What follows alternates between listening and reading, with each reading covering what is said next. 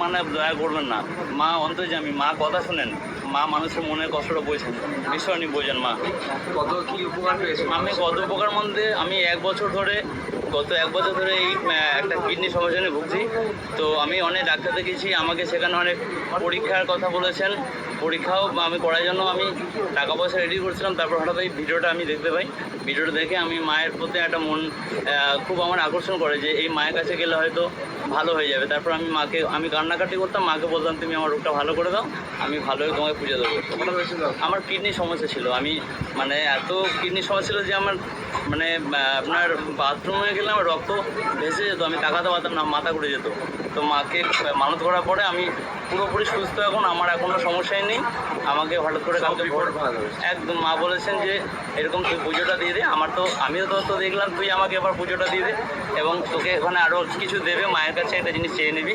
তো আমি জানি না মা কি দেবেন, আমি এখন সম্পূর্ণ সুস্থ। জয় মা। জয় মা। জয় মা।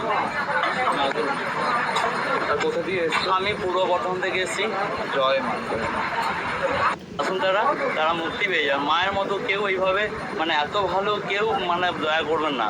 মা অন্তর্যামী, মা কথা শোনেন, মা